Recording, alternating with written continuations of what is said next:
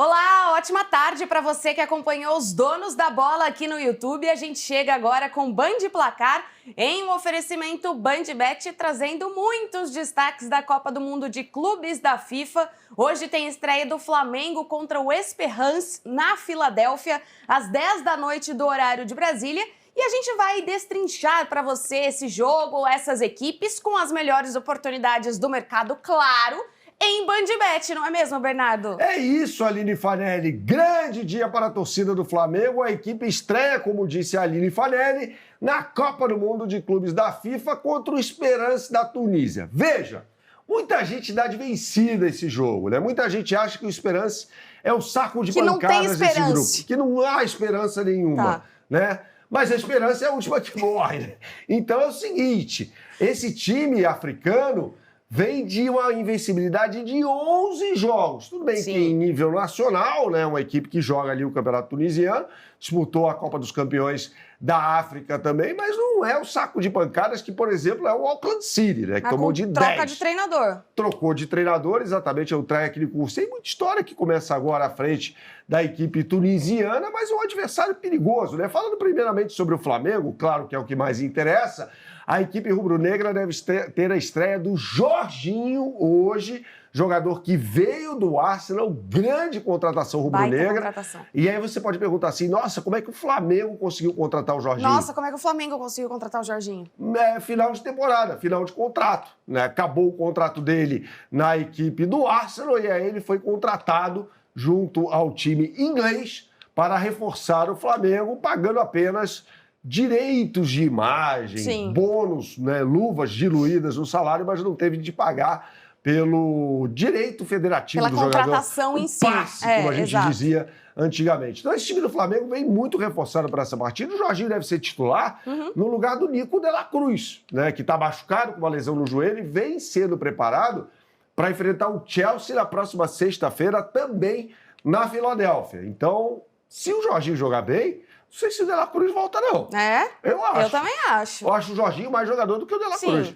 Né? Sim, com certeza. Jorginho foi um dos 3 melhores jogadores do mundo na temporada 2021, quando capitaneou a Itália para a conquista da Euro na Inglaterra. Né? Para muita gente boa, inclusive ele foi o melhor jogador daquela competição.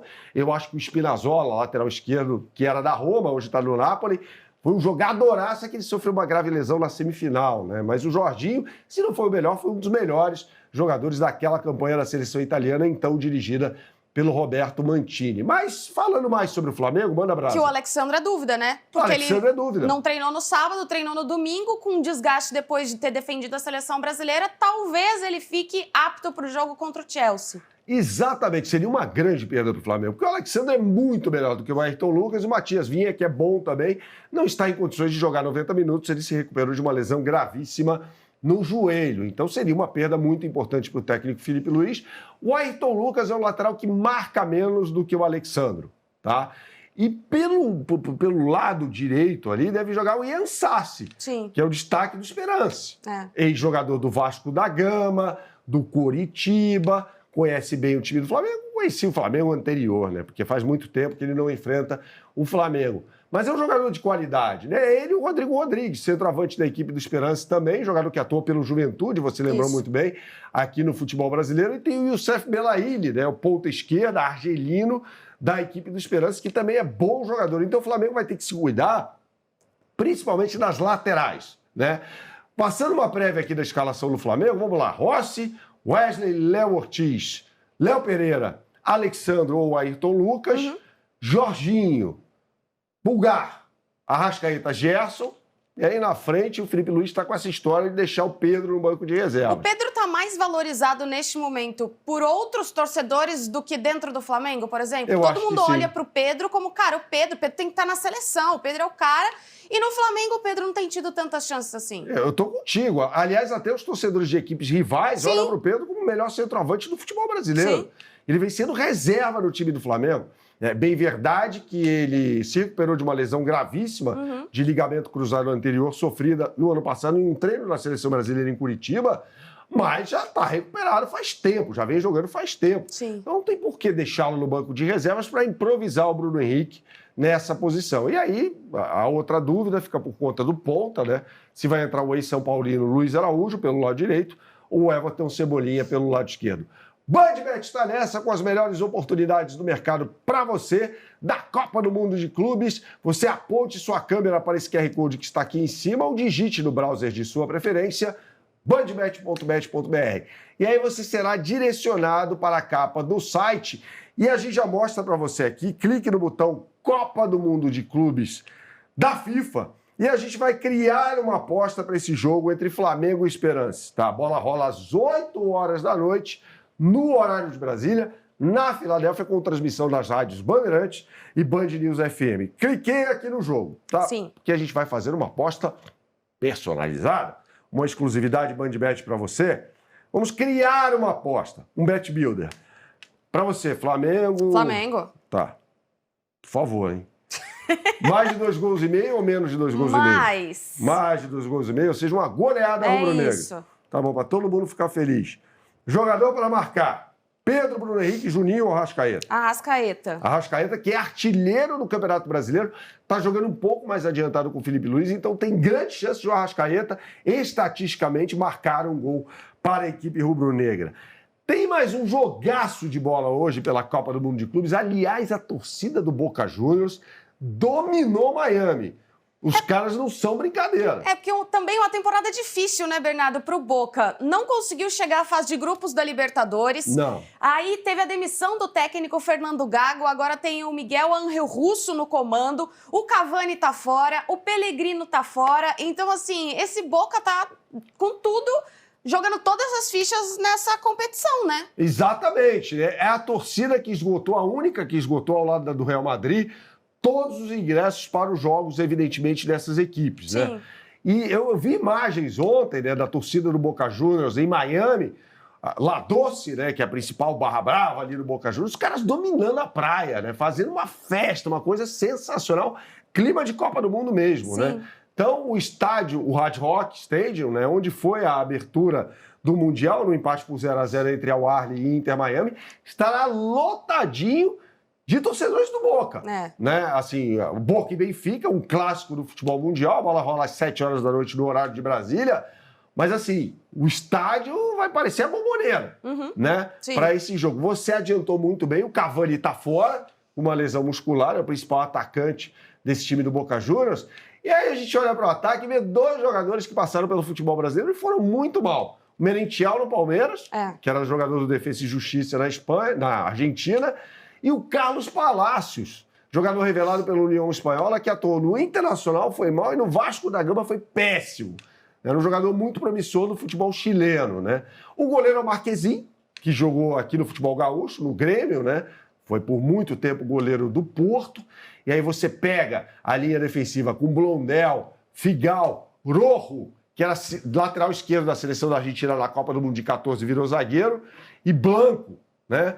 No meio de campo tem um cara muito bom que é o Zenon. Não é aquele Zenon que jogou no Corinthians há milênios, é o Zenon que foi revelado pelo União Santa Fé, é um meio de campo que joga pelo lado esquerdo, muito bom jogador. Olho nele, tá? A gente falando agora sobre o Benfica, é uma equipe que disputou o título português cabeça a cabeça com o Sporting, que acabou levando a melhor e se sagrou bicampeão nacional. O Benfica hoje é um time muito melhor do que aquele Porto que a gente viu tomando um amasso do Palmeiras ontem, tá? Disputou ali com o Sporting, né, o título do Campeonato Português. Pau a pau, né? É um time bom. O técnico é o Bruno Lage, que foi técnico do Botafogo, não foi bem aqui no Botafogo, mas eu acho um técnico de qualidade, já dirigiu, inclusive, time na Premier League, na Inglaterra, e tem bons jogadores. O Otamendi, interminável zagueiro argentino, é titular do time do Benfica.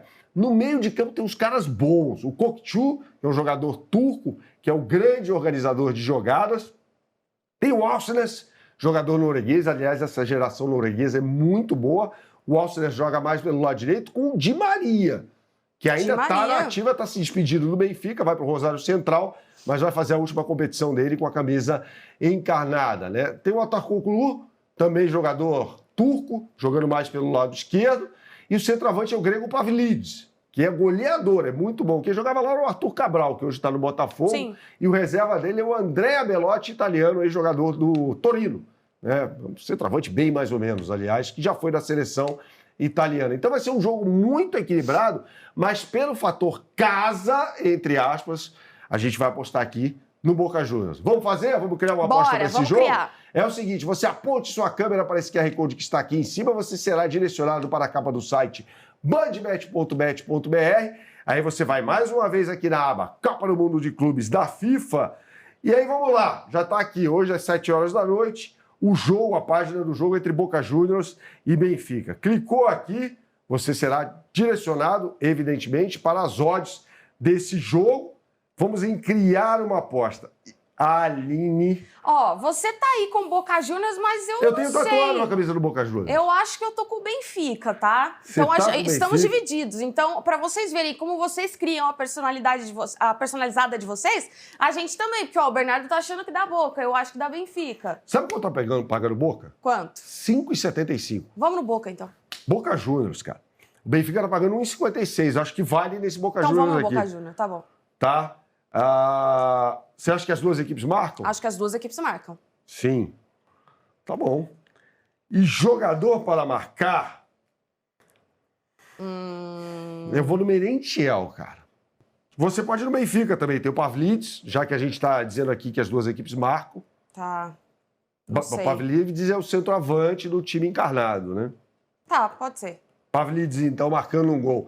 Tá vendo? É muito fácil você personalizar a sua aposta no site bandbet.bet.br. Não perca essa oportunidade, meu camarada. Aponte sua câmera para esse QR Code que está aqui em cima e acesse o site bandbet.bet.br. O que você sempre fala por aqui, Aline? Jogue com responsabilidade só para maiores de 18 anos. Até a próxima.